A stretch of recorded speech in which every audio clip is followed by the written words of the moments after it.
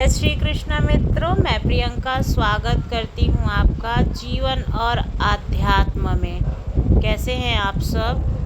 आज की कहानी है एक राजा और उसकी दो रानियों की। चलिए कहानी को सुनते हैं। राजा थे और एक रानी थी। दोनों जो है बहुत हंसी खुशी से रहते थे और रानी जो है वो माता रानी की बहुत भक्त थी और हमेशा अवसान माता की पूजा किया करती थी। बृहस्पतिवार आता तो अवसान माता की दुर्दुरिया कराना बिल्कुल नहीं भूलती थी। राजा भी जो है बहुत खुश होते थे और जब पूजा होती थी तो वहाँ पर वो प्रसाद लेने के लिए ज़रूर आते थे।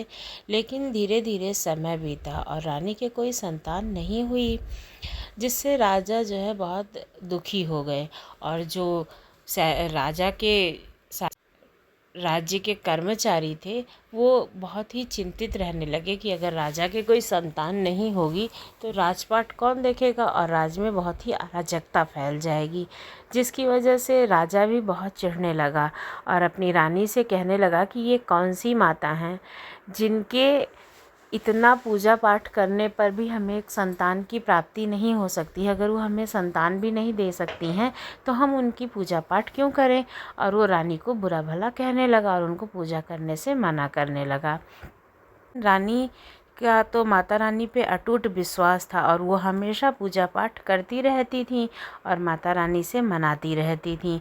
लेकिन जो प्रजाजन थे वो राजा से मांग करने लगे दूसरे विवाह के लिए कि अगर राजा दूसरा विवाह कर लेता है तो क्या पता जब दूसरी रानी आए तो उसके कोई संतान हो जाए, जिससे राज का कारोबार आगे बढ़ सके और उसका उत्तराधिकारी हो। तो राजा ने जब दूसरा विवाह कर लिया तो रानी बहुत ही सुंदर थी और राजा हमेशा उन्हीं के पास रहने लगा और उससे उसका खास प्रेम हो गया।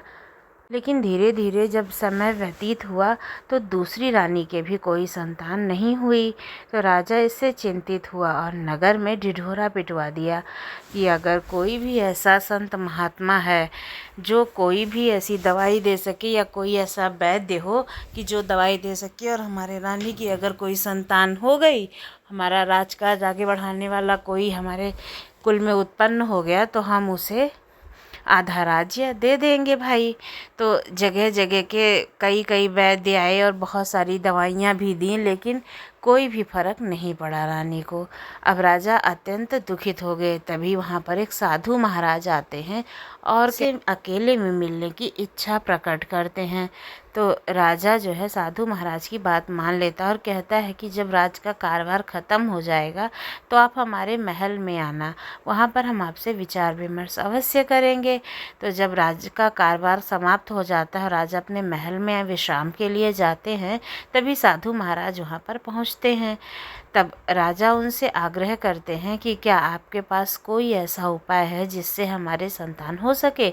तो साधु महाराज कहते हैं कि हाँ, मैं तुम्हें एक फल दूंगा, लेकिन जो रानी को देना होगा, लेकिन आप एक ही रानी को इस फल को दे सकते हो। मेरे पास एक ही ये सिद्ध फल है जिससे रानी के संतान हो जाएगी।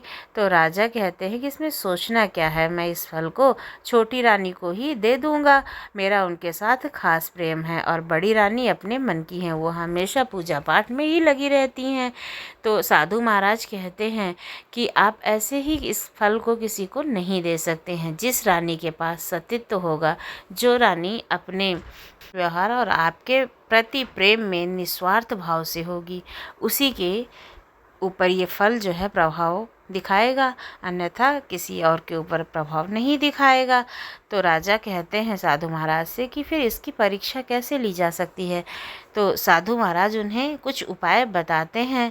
अब राजा जो है वो आकर के अपने बिस्तर पर लेट जाते हैं और कहते हैं, साधु महाराज ने हमें स्वर्ग की यात्रा करने के लिए कहा है। और अपनी छोटी रानी को बुलाते हैं तो उनसे पूछते हैं कि क्या तुम हमारे साथ स्वर्ग की यात्रा पर चलोगी जिससे हमारे संतान हो जाएगी। तो वो रानी जो छोटी हैं वो कहती हैं कि जब आप के लिए जाओगे, स्वर्ग लोक की यात्रा करोगे, तो मैं आपके साथ सैया तक तो ज़रूर चली जाऊंगी, लेकिन मैं आपके साथ यात्रा नहीं कर सकती हूँ। मेरा अभी जीवन ही कितना व्यतीत हुआ है, मुझे तो अपनी पूरी ज़िंदगी जीनी है। लेकिन यही बात जब वो बड़ी रानी को कहते हैं तो वो बिना कुछ सोचे समझे राजा के साथ चलने के लिए तैयार हो जाती हैं। तो राजा समझ जाते हैं उस साधु महाराज के अनुसार कि यही रानी हमें निस्वार्थ भाव से प्रेम करती हैं और इन्हीं में सतीत्व है, और उन्हें वो फल खाने के लिए दे देते हैं और कहते हैं कि साधु महाराज ने ये फल दिया है, इसको आप ग्रहण कर लो, इससे हमारे संतान हो जाएगी। और वो रानी उस फल को ग्रहण कर लेती हैं और 9वें महीने चंद्रमा के समान पुत्र उत्पन्न होता है।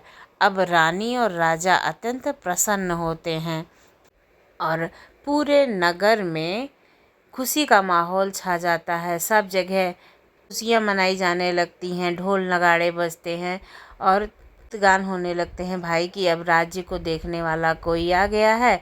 अब इन सब में रानी भी बहुत व्यस्त हो जाती हैं, लेकिन स्वप्न में उन्हें अवसान माता आकर के ये स्वप्न दिखाती हैं कि तुम्हें पुत्र की प्राप्ति हुई है, तुम हमारी बहुत पूजा करती थी, इसलिए साधु के वेश में मैं ही आकर के राजा को ये फल दी थी, और तुम अपने अकेलेपन से बहुत दुखी थी और रोती थी, तो तुम्हें इस पुत्र की प्राप्ति हुई है। इसलिए पूरे नगर की औरतों को बुलाओ और हमारी पूजा करो और पूरे नगर में हमारी पूजा का प्रचार करो, जिससे सभी लोग हमारी का और हमारे महत्व का लाभ उठा सकें।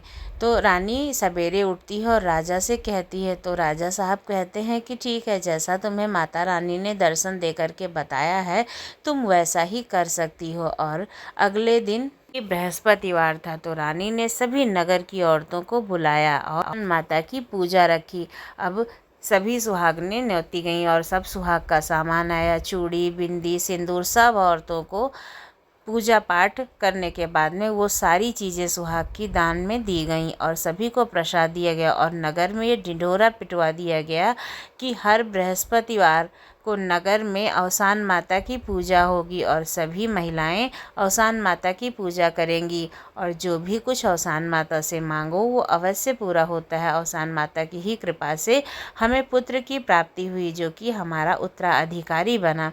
इससे नगर में जो भी लोग होते हैं, जो जन होती है, वो बहुत खुश होते हैं और राजा की आज्ञा अनुसार हर बृहस्पतिवार को वहाँ पूजा होने लगती है और राजा और प्रजा सभी सुखी सुखी जीवन में रहने लगते हैं। उस राज्य में संपन्नता बढ़ जाती है।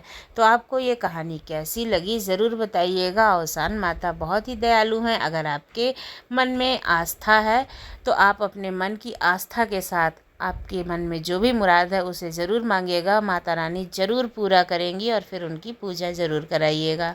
धन्यवाद।